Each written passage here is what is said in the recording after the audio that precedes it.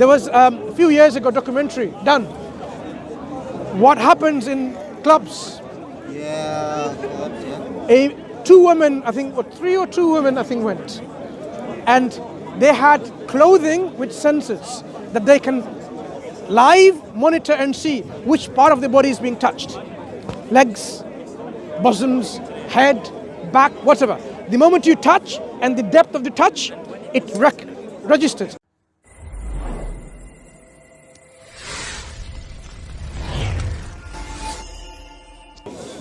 I'm going to talk to you. I want to ask you about certain things about misconceptions about Islam and what the Western world, the secular world think about Islam. Yeah. Right? Because this needs to be portrayed to the world. Go ahead.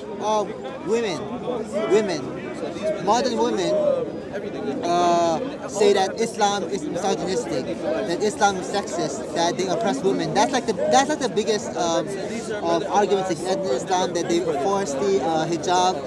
Therefore, the Iran protests, they, for instance, stuff like that. Or what do you have to say? Sure. In fact, it's the modern women that are accepting Islam. 75% of the converts, even in this country, were educated modern women. So it is not true. Currently, historically, it is not correct to say modern woman disagrees. Modern woman agrees to Islam, that Islam is not feminist, misogynistic. Islam is not oppressing women. That's why they're becoming Muslim. If it was the case, the modern woman, 3 in 4, 75% of the people that are becoming Muslim, who are educated women, shouldn't be accepting Islam in the first place, if that was the case. It's a contradiction in terms. How do you expect, if Islam was seen to be misogynistic, oppressing women, not giving her rights and so on, that the same modern women are accepting Islam? Okay, that's setting the scene. Secondly, how true is it then in reality when we are discussing? Islam has emancipated women long before any charter came into existence here to emancipate the women. Okay, long before any kind of all this modern movement came to emancipate women, to say that, I have a soul. People were debating whether women had a soul when Islam gave her their rights to even own property. That's what we're talking about. When did women have the right to own property in this country? Not too long ago. Okay, not too long ago. So people, you can understand how they were treated so badly here, that an individual that can be sold in markets, an individual who had no soul, taken like a property and no rights to own a property and behaved in such a way, like a commodity. That's why they wanted to give a voice to say, we want to change this, we want to be seen as a human being. That's how you had all this first, second, third feminism, the waves of feminism. But of course it's now moving to a different trajectory. In fact, it's no longer about women's rights, it's about being women's rights higher than men's and even greater. That's how it's going. But there are essential principles in which to women to come to some rights and dignity and honor and responsibility and looked after as a human being was a good thing. But Islam provided all that. In fact, Islam tells us, the Prophet said that, in fact, who has the most right over you? Who is the most, if you want to give rights and if you want to give honor and so on, who has that in Islam? Man, my father or my mother. The Prophet of Islam, Muhammad sallallahu alaihi wasallam, said, it's your mother first. And then the man asked the Prophet again, and then who? He says, your mother. Second time. That's amazing. Now this man, this companion of the Prophet, is now wondering what's going on here. He says, and then who, O Prophet of God? Your mother. He kept asking, and then who? Your father. And your father. Yeah, after saying several times, your mother, your mother, your mother has the right, then your father. Oh. So now you can see how the importance Islam provides as a human being to the relationship with their mother, and how you look after her, care for, give her honor, give her rights, and all of that. Yeah.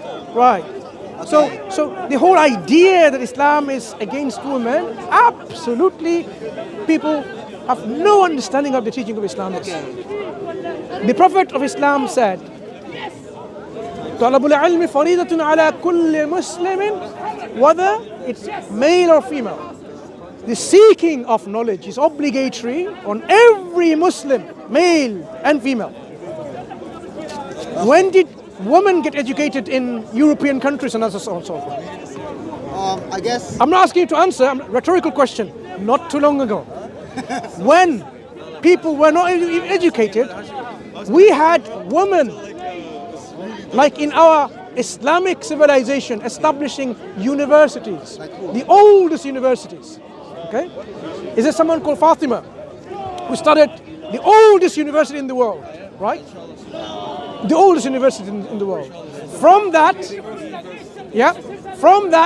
you had other people from other countries later on modeling against this university. The oldest known university, instituted by women, right? We have hundreds and thousands of women scholars from whom we have our religion transmitted. Their biography goes in volumes. You would not find a Christian or a Jewish woman scholar, say the Middle Ages. How many? Can you even name some? You won't even hardly find a name. Give me a name scholar. We can give you 30 volumes of women scholars. Books written like this, by the way. Really? Like Yeah. So this is by someone called Nadwi. Okay, I think it's Akram Nadwi. Okay, Akram Nadwi. If I'm not mistaken, it's definitely a Nadwi. He's written, his women companions of the Prophet. There's a biography of the women companions of the Prophet. If I'm not mistaken, about 30 volumes. This is the level of how Islam treated women. The companions of the Prophet went to many of the wives of the Prophet to learn Islam, to have judgment, decisions making. This is how Islam from the very beginning uplifted women in their honor and dignity as a role, someone who can be learned from, taken as a scholar, someone as a, not only just like a soulless human being, but someone who is honored and respected and trusted, someone to be imparting you the message of God, message of the revelation. Okay?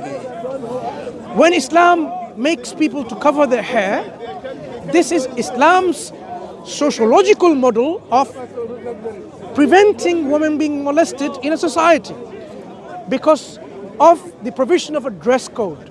In Islam, we have behavioral laws and regulations, how we behave outside our home, in the society, in the marketplaces, and so on and so forth. Because even in this country, which is England, of course, Speaker's Corner, if you go along naked and walk along naked, you will be probably arrested for public disorder crime, right? Because, there's a public disorder crime where you're going again naked. You can't do that. There is a law against it, right? There might be some places which they allow, but in general, you can't expect to turn up to work naked. They would not tolerate that, right? So there is a dress code even in our societal matters, in everyday living. There are rules, Islam also provides our dress code, which is a dress code of modesty. Yes. When women of the time of Muhammad sallallahu alaihi wasallam, that period of Jahiliyyah and before Islam, women, there were people who are known in their attire and their dress, and people say she's a prostitute, and they'll go with her and then use her services. This is before Islam.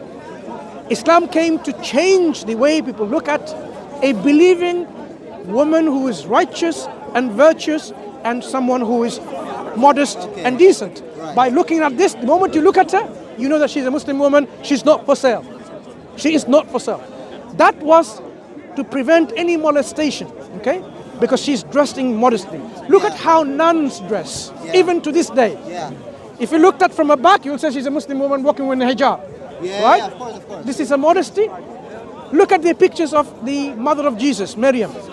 Always covered. Always in a dress, Does Paul say because about the covering as well? The women in the church, they need to be yes, they need to be covered. So these are the signs of dress code behavior showing modesty. So Islam provided a particular dress code because the legislation comes from God and His wisdom. He knows what constitutes which part we need to cover as modesty. Imagine people's nose was the most sexiest thing, right? Which is not. That's not what even a feminist or a sexist considers that. Do they? Otherwise they will cover their nose all the time, right? Okay, Yeah. right? It's not. But there are certain elements of human body that people find attractive, and that attraction leads to people trying to either, have relationship by either consent or by force, which is the cause of rape, right? Yeah. To prevent this in society, people dress modestly to stop this kind of feeling to be aroused, for example, right? That's why people, not only because of cold and something people wear dresses, is to cover those parts in which the sexual attraction will be displayed, and that will then bring in some kind of, change between two individuals. We're not animals. We are human beings which are more socialized and more advanced in the way we interact with people. Yeah, of course. You don't find a human being and just go there and see someone, oh, that's my brother's wife, let me go and have sexual relations with that. Oh, that's my auntie, and that's my, whatever. They don't do that. People have a boundary in saying, no, we are not going to have a relationship like that. In fact, even if there was a woman that are going to have a relationship, we need to have consent. I mean, animals don't give consent and seek consent, do they? Human beings do. That's why rape is an action done without a consent, and it's a crime. So consent is seen to be very, very important. So there is a dress code to prevent many of these things, and God in His wisdom knows which ones works better. So we are told how much to loose clothing, loose fitting clothing, how much, women likewise, and a part distinction between man and a woman we see in everyday life. Woman covers their hair. Yeah. Okay? Because from the wisdom of God, okay, this is one aspect of woman's body in which it is acting as a sexual, part of the body where the sexual attraction can be initiated and so on and so forth. Okay. This is the wisdom of God. This is the understanding that Islam has provided, and it caters for that, so that people are not moved immediately, okay? But between spouses and so on, husband and wife, of course, you don't cover your hair, what you do at home is something different, right? Do you follow? He's just trying to read something. So, but in public, she covers her hair. Okay. Yeah. Now think about it in a different way as well. Man and woman. People try to look after themselves and beautify themselves. Yes. Look smart, looks nice, attractive. Yeah, of course, yeah. So you have the grooming done and so on and so forth. Women have a lot of cosmetics. Some men do as well, right? Yeah, of course, yeah. How much do you think comparatively, in general, if you look at the two male and female species of human beings, how much time, money is spent on decorating, looking after, beautifying, making hair attractive between man and woman? I'm guilty of that, yeah. Who spends more, man and woman? Women, generally. I don't have to say it. Generally, it's women, isn't it? Yeah, it is, It's because they do recognize the hair plays an important part in their beautification, in their attractions, in their, sexual vibe they're giving out, for example, right? Or even the glamour or whatever looks they want to give, like presentable, right? They give more importance, more attention to the hair, like what some men would do. Yeah, like what I do. Okay? So this is something that is generally observable. It might change something in later, who knows? But I'm not making an argument because of that. I'm saying the argument is God in His wisdom knows which part of our body needs to be covered in public. Yeah, when you okay? secret, So because I have total confidence in God's wisdom and His knowledge, I would, even if I didn't understand and appreciate that law, I would follow it. But even though I can appreciate some of it now, looking at the historical contextual reality of how men and women beautify themselves, okay? But even if that wasn't the case, my faith and my reliance on God would be sufficient enough to say, God has given us these rules of dress code, and He knows what's best and what's not. Okay. Likewise, when He gives us about food, Yeah. okay? He told us certain foods to avoid, certain foods. Only a part of this food. We might not know the wisdom behind it, but we know that what He has prevented us from is something that's not good for us. He allows us halalan tayyiba. He says, whatever is good, eat from it. What is good and pure, eat from it. That means, the way we live, from God's law, God is giving us the best law to live our life. Best law. to live our life in a decent way, human interaction, dress code and so on, is the best for us. That's why if you look at the interactions between man and woman in this society, there was a few years ago a documentary done. What happens in clubs? Two women, I think, or three or two women, I think, went. And they had clothing with sensors that they can live monitor and see which part of the body is being touched. Legs, bosoms, head, back, whatever. The moment you touch and the depth of the touch, it registers because it's all mapped out by different sensors. It's like a cloth specifically designed that whenever you touch something, it maps out you can see in the computer which part of it is changed. In an hour or something, or whatever the time was, how many, I've forgotten the actual numbers now, 45 times or something, they were touched within that small time frame, without their consent. So look at how people in this country, in a country of freedom, look how people are abusing and exploiting, right? Without their consent, because of an environment that is provided, which people are either drunk or not drunk and exploiting women because of their sexual gratification, right? In Islam, this kind of environment is not even allowed because it's not conducive to a good social, emotional health, right? Physical health as well. Because from this, what happens is then you go next step and so on, what happens? Or people think, oh, diseases, problems, rapes, one-parent family, you name it, because of this interaction. But this is the social norm of this country, and that's what they're living by. But Islam provides another alternative, the best alternative, that you don't have any kind of sexual relationship outside marriage. You want in marriage, and you have that bond, you nurture, you develop, and you increase in love, and so on. Then you don't have to worry about, like, diseases which are sexually transmitted. You don't have to worry about affairs your wife, your husband is having. You don't have to worry about dissolving the marriage because of that, and one-parent families, children growing up from that. None of this. So these have repercussions, huge effect in society. How many children are growing up depressed because of one-parent families?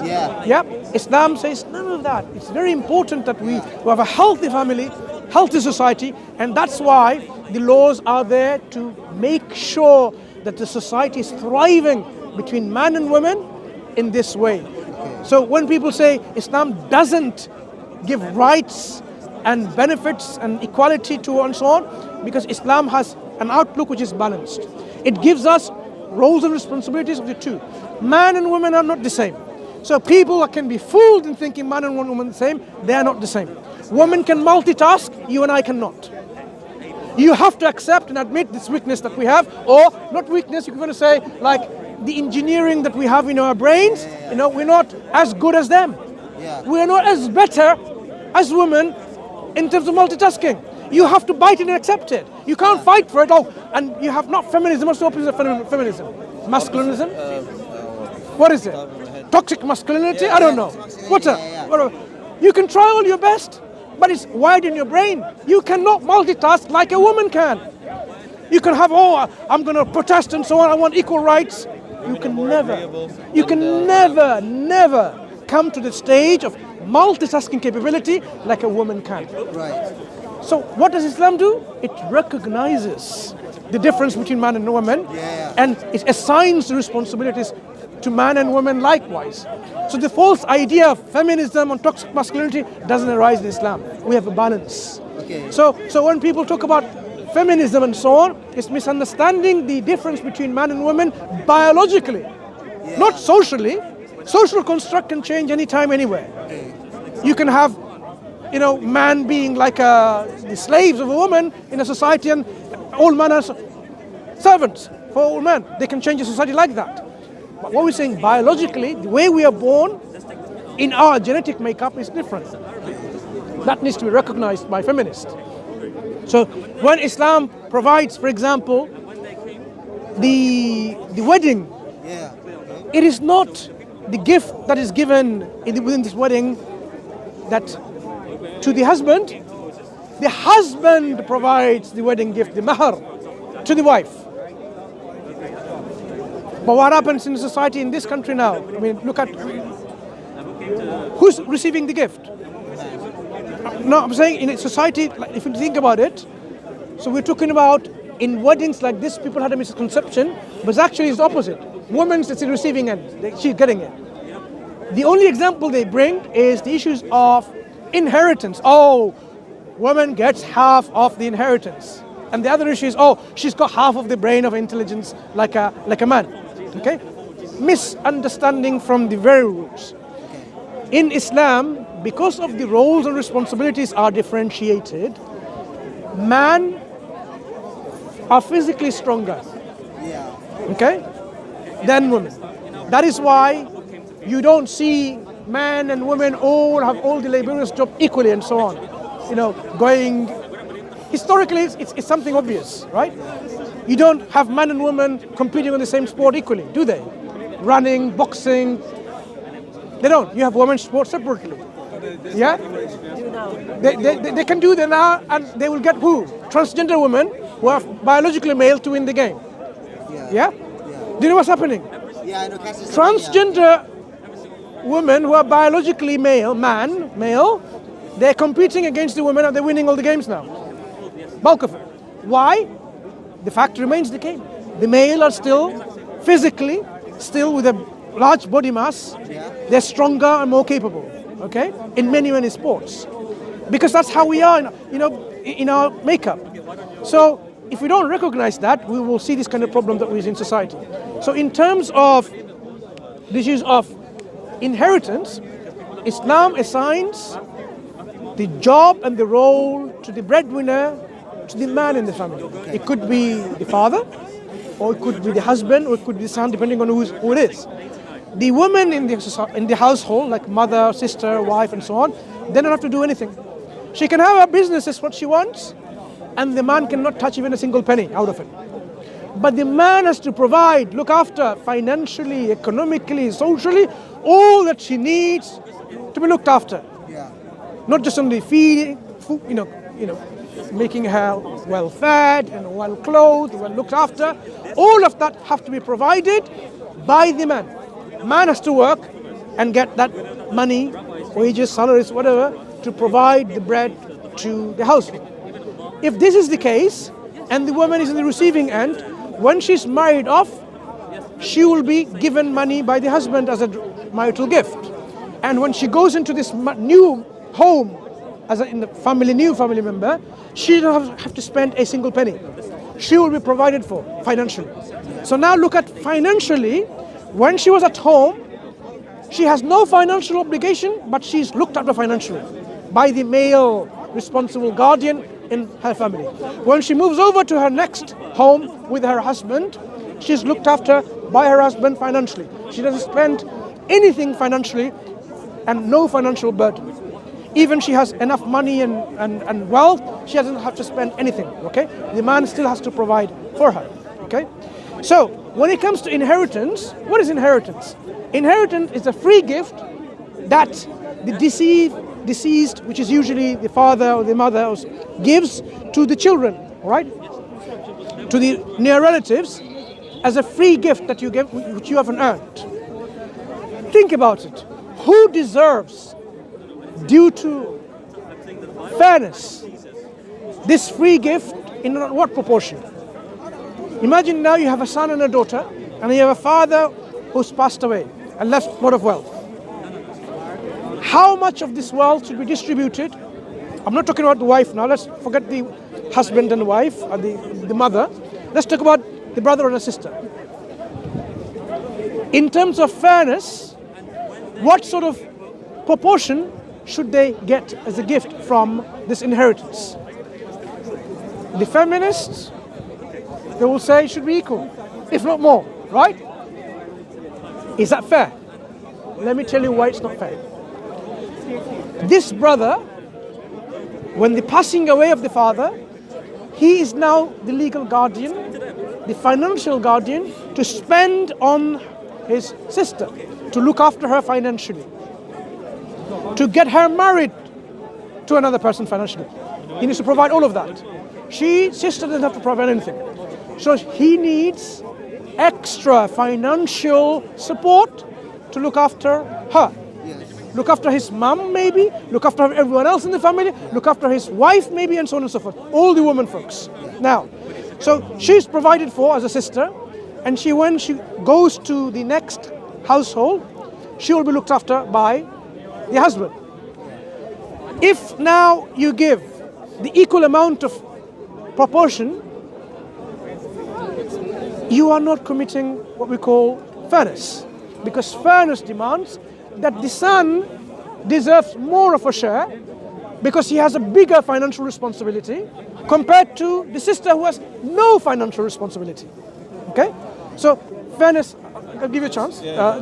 Fairness demands, this is what we call equitable as well, that the brother has more financial resources provided to him. That's why his proportion is double in Islam when it comes to inheritance. Because he will provide for the sister and he will provide for his wife who's going to come to his house as well. Okay? If it was the same, it doesn't look fair. So when people say, look, how is not the same? Because they don't understand the fairness issue. They don't look at the context why it's important to be that fair.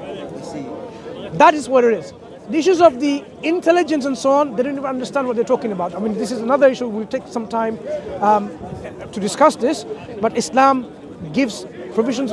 In fact, the hadith, the narration itself, the very beginning of it tells you how a woman is intelligent enough to say that she is intelligent, not that she's half intelligent than a man. Because the hadith itself says a woman can mislead even the most clever among you. Yeah, she can overrun you with her smartness or whatever. So hadith from the very beginning, which they don't realize, when the hadith says, okay, fine, she has a reduced burden. The hadith is talking about a reduced burden of intellect and so on. Because it was all about a financial transaction in which she is going to be a witness along with another witness, a female witness. Islam says first, if you're going to have a transaction, get it all in writing and get witnesses, because you're going to have problems otherwise. If you have all in writing documented and you have witnesses, then later on you will not suffer problems, because now you have witness and you have documentation evidence. It says get 2 male witnesses. Fine, that's it. If you cannot find 2 male witnesses, it says go find women witnesses. Okay, 1 male witness and 2 women witnesses. The reason it's saying that, because on a historical context, man and women didn't have the same social sphere of interaction. Men were doing businesses and so on and so forth. Women were not interested in business because it wasn't a burden placed on them. So if she is not into this kind of transaction and business in her everyday life, the skill, the remembrance and many other things, she would not be as experienced and as well off in terms of the whole landscape of this particular economic transaction, would not be as good as men. Okay, she may next have to remember many years after or something. Okay, so what? And she might be even coerced and abused and exploited because of her being a female, being a weak. Because in many societies today, women are still considered not as strong as man, and she can be vulnerable. Okay, people can coerce her to make decisions and so on and so forth, right?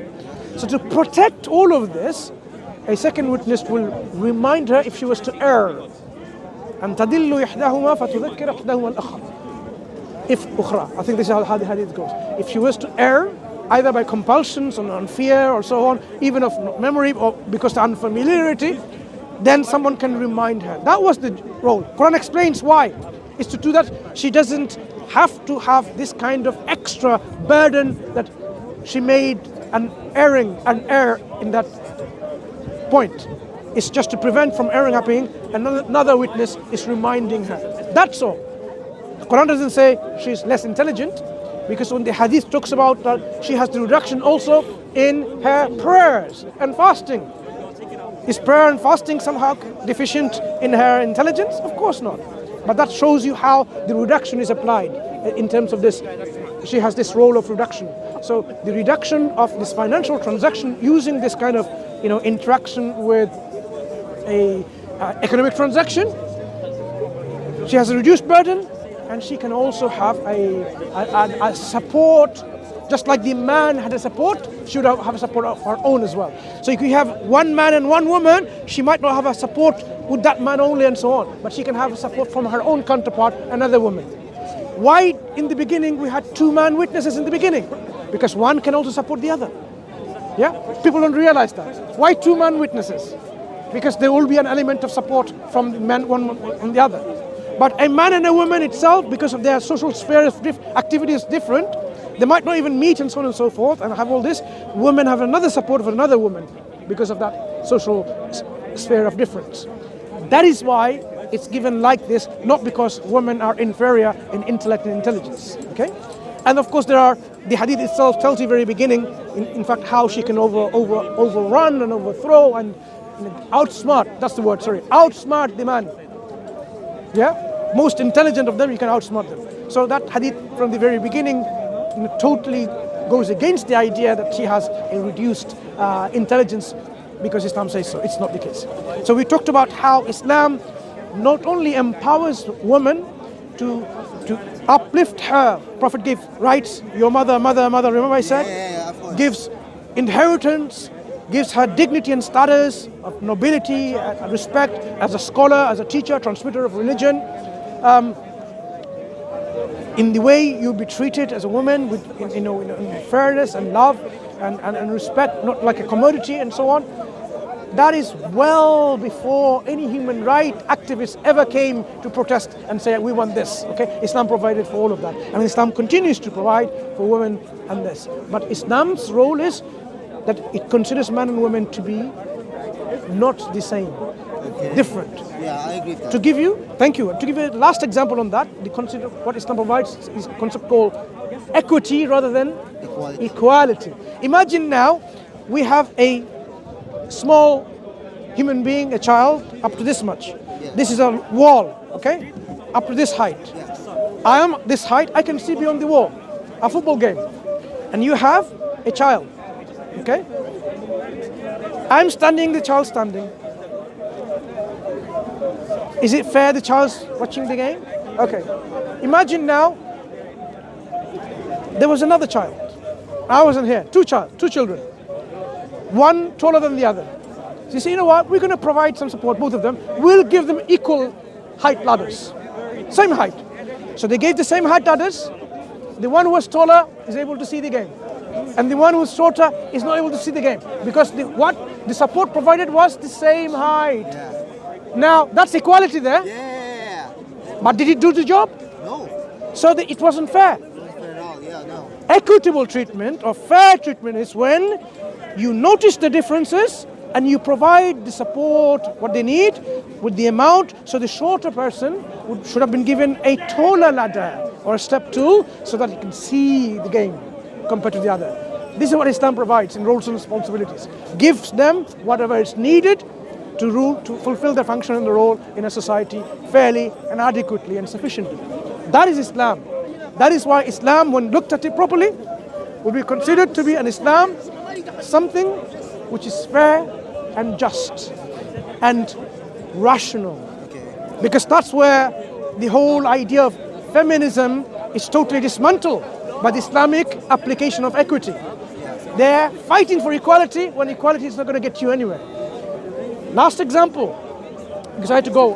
Me too, yeah. Me too, because I need to go and let me say, excuse me.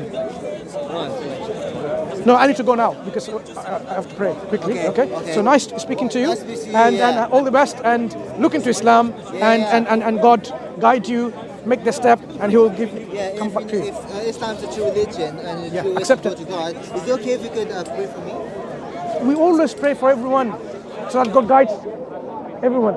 Yeah. Yeah, God, for the Quran as may well. God guide you Yeah, and for the and wisdom, make yeah. that effort Yeah. to be guided. Because if you take one step, God will take you 10 steps. Okay? so much. Thank you. Thank you very much. Yeah. مغرب